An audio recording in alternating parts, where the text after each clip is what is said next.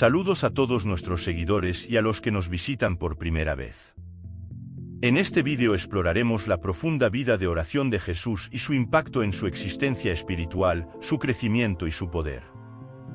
A través de pasajes bíblicos como Mateo 26 verso 41 y Lucas 22, verso 44, examinaremos los momentos cruciales en los cuales la oración de Jesús se destacó de manera monumental, desde el jardín de Getsemaní hasta las horas oscuras en la cruz. Además, reflexionaremos sobre la enseñanza de Jesús sobre la importancia de la oración efectiva, su compromiso con el tiempo y el lugar para orar, y cómo podemos aplicar estos principios en nuestras propias vidas. Acompáñanos en este viaje para descubrir el ejemplo de Jesús como hombre de oración y cómo podemos seguir su patrón en nuestra búsqueda espiritual.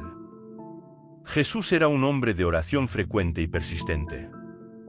La oración era una parte indispensable de todo lo que él era la fuente de su vida, su crecimiento y su poder espiritual. En Mateo capítulo 26, verso 41 instó a sus discípulos a mantenerse vigilantes y orar para que no se dieran a la tentación. Hubo al menos dos momentos cruciales en la vida de Jesús cuando su oración se destacó sobre todos los demás tiempos. Uno fue en el jardín de Getsemaní, cuando Jesús enfrentó la realidad de la cruz. Aunque sus discípulos habían venido con él, Jesús los dejó descansar mientras él avanzaba más en el jardín y oraba tan intensamente que sudaba gotas significativas de sangre. Véase en Mateo 26, verso 36 al 44 y Lucas 22, verso 44. La segunda oración de importancia monumental ocurrió durante esas horas oscuras y terribles que pasó en la cruz. Aunque estaba sufriendo la intensa agonía de la crucifixión, su corazón se volcó hacia sus verdugos y en su nombre oró: Padre, perdónalos porque no saben lo que hacen. Lucas 23 verso 34. No hay duda al respecto, nuestro Señor era un hombre de oración. ¿Cuándo y dónde oraba Jesús? La oración profunda y prevalente no siempre es conveniente. La oración efectiva exige un compromiso con el tiempo y el lugar. Jesús ejemplificó este hecho en Marcos 1, verso 35. Antes del amanecer de la mañana siguiente, Jesús se levantó y salió a un lugar aislado para orar. Jesús oraba durante el fresco inicio del día, oraba cuando no había nadie alrededor, cuando no había interrupciones. Pasaba tiempo de calidad temprano con su Padre, oraba mientras su mente estaba fresca y no sobrecargada con los muchos detalles de la vida. ¿Alguna vez te has levantado muy temprano en la mañana para orar? Deja tu respuesta en los comentarios y recuerda dar un me gusta al vídeo. Esos momentos suelen ser los más refrescantes, los más gratificantes, los más preciados. ¿Dónde oraba Jesús? Podría haberse quedado en su habitación o incluso en la casa, pero no lo hizo. Encontró un lugar solitario en el cual acercarse y comunicarse con su Padre. Aunque Jesús había venido del Padre, sabía que su fuerza residía en la oración.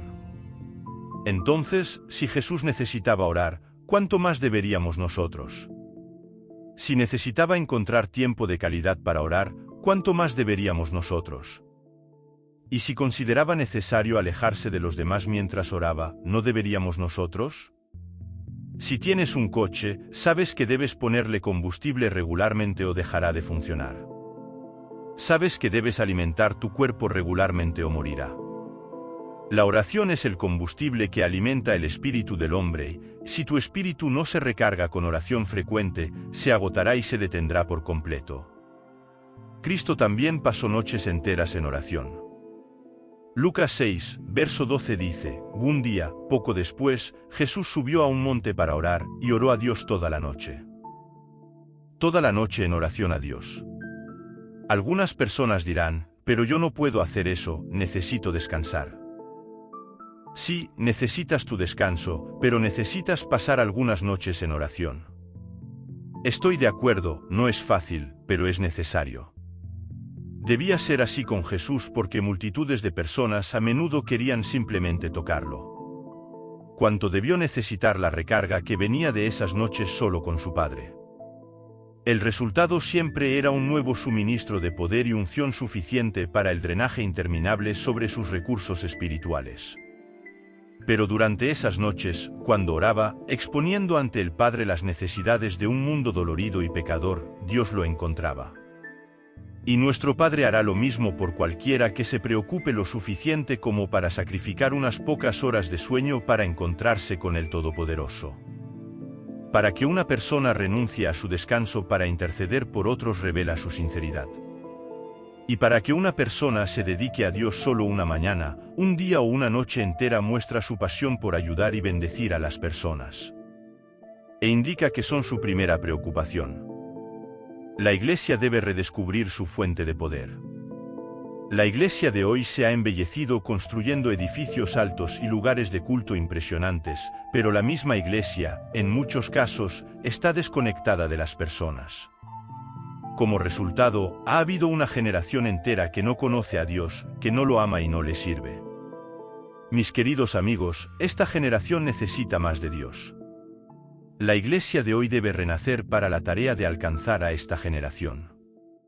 Para Dios, debe alcanzar la cima de la montaña y pasar tiempo en oración. Necesitamos buscar a Dios, necesitamos aprender a buscarlo con todo nuestro corazón, necesitamos esas reuniones de oración en la montaña, necesitamos esos tiempos de oración solitarios, los necesitamos 1000 veces más de lo que Jesús lo hizo. La oración era la comunión de Jesús, su inspiración, su fuerza. Jesús estableció el patrón de oración para nosotros. Nos estaba mostrando cómo vivir, cómo adorar, cómo orar.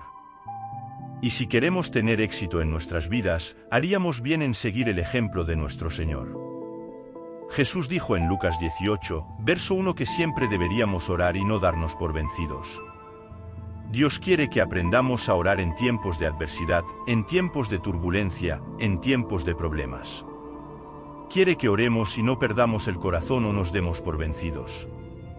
No renuncies, no te rindas, cualquiera puede hacer eso, pero se necesita resistencia, coraje y compromiso para orar y no perder el corazón. La oración no ocupaba un segundo lugar en la vida de Jesús. Es hermoso darse cuenta de que, aunque Jesús era el Hijo de Dios, el Salvador del mundo, la oración siempre ocupaba el primer lugar en su vida. La oración tenía la prioridad número 1 para él. ¿Ocupa la oración el primer lugar en tu vida? ¿Tiene esa misma prioridad en tu vida como lo tenía en la vida de Jesús? Seamos honestos, la mayoría de nosotros no oramos. Y tenemos tiempo para orar si el bebé no llora y nos molesta. Si los vecinos no vienen por la noche, cuando no tenemos que limpiar la casa, ir de compras o ir al trabajo. Pero si la oración va a ser efectiva en cada una de nuestras vidas, como Dios lo pretendió, debe tener la máxima prioridad en nuestras vidas. Cuando Jesús fue a la cima de la montaña para orar, estaba allí para ese único propósito. Nada lo perturbaba. Entonces, él oraba. Y hasta que tú y yo aprendamos a utilizar la oración de la misma manera, nunca seremos capaces de alcanzar la cima de la montaña de bendición y unción para recibir la bendición. La oración sacerdotal de nuestro Señor, la oración de Jesús en Juan 17, es uno de los capítulos más significativos de toda la Biblia. En él, podemos sentir el latido del corazón de Jesús mientras ora a su Padre y las preocupaciones por su pueblo. Esas son preocupaciones que deberíamos compartir al ir a Dios en oración. Veamos algunas de esas cosas sobre las que Jesús oró en su oración sacerdotal, la oración en la que también podemos percibir la profundidad de su amor por el Padre y por nosotros, sus hijos. Jesús oró para que sus discípulos fueran todos uno. Ahora me voy del mundo, ellos se quedan en este mundo, pero yo vengo a ti. Padre Santo, me has dado tu nombre. Ahora protégelos con el poder de tu nombre, para que estén unidos, así como nosotros lo estamos. Juan 17 verso 11. ¡Qué preciosa realización! Jesús oró por ti y por mí, y oró para que pudiéramos ser uno con Él, de la misma manera que Él es uno con su Padre. Piensa en la cercanía, el calor, el compartir que ocurre entre padres e hijos. Y Jesús está pidiendo al Creador del universo que traiga esa misma afinidad entre Jesús y todos sus seguidores. El hecho de que Jesús orara por esto indica que es algo por lo que debemos orar también. Jesús oró para que sus discípulos tuvieran alegría. Ahora vengo a ti, les he dicho muchas cosas mientras estaba con ellos en este mundo, para que estén llenos de mi alegría. Juan 17, verso 13. Qué maravilloso es darse cuenta de que cuando Jesús oró por todos nosotros, oró para que poseyéramos su divina alegría. Con los recursos de Jesús disponibles, nunca deberíamos estar tristes o infelices. Deberíamos estar, de hecho, llenos de alegría, su alegría. Y verdaderamente, el gozo del Señor es nuestra fuerza. Nehemías 8, verso 10. Cuando estamos alegres, estamos llenos de fuerza. Pero cuando nuestra alegría se ha ido, nos volvemos débiles. Esto también es un tema adecuado para nuestras oraciones. Jesús oró para que todos sus discípulos fueran guardados del mal. Sabía que todos sus seguidores estarían bajo ataque. Su oración en Juan 17, verso 15 fue: no te pido que los saques del mundo, sino que los protejas del maligno. Dios no nos saca de nuestros trabajos para mantenernos alejados de la exposición al mal. El maligno está decidido a destruirnos y continuamente trata de alejarnos de Dios y su palabra. Pero Jesús, el Hijo de Dios, oró para que no fuéramos vencidos por ninguno de los trucos que el maligno emplea contra nosotros. Y necesitamos orar de la misma manera todos los días. Jesús oró para que sus discípulos vivieran vidas santas. Santifícalos en tu verdad, tu palabra es verdad. Juan 5 y 17. Santifícalos, oró Jesús. La palabra santificar simplemente significa apartar para un propósito sagrado, consagrar, purificar. Solo hay una manera, un medio para lograr esto: la palabra de Dios. Dios ha provisto su palabra como el instrumento de nuestra santificación. Efesios 5, verso 25 y 26 dice: por eso, los esposos deben amar a sus esposas como a sus propios cuerpos. El que ama a su esposa se ama a sí mismo. Nadie odió jamás su propio cuerpo, sino que lo alimenta y lo cuida, así como Cristo hace con la Iglesia. Nos santificamos al disponernos de sus recursos, leyendo la palabra de Dios, obedeciendo la palabra de Dios, viviendo como la palabra de Dios dirige y orando para que su purificación se lleve a cabo en nosotros. Jesús oró para que sus discípulos fueran perfectos. Juan 5 y 23 dice: yo estoy en ellos y tú en mí, que experimenten una unidad tan perfecta que el mundo sepa que tú me enviaste y que los amas tanto como me amas a mí. Esto es asombroso, pero es exactamente lo que Jesús oró para que seamos hechos perfectos en Él. Para que el mundo que nos rodea pueda llegar a conocer el amor de Dios en Cristo al observar nuestra vida limpia y nuestra vida piadosa. De hecho, necesitamos pedirle a Dios todos los días que nos use como testigos efectivos de su amor.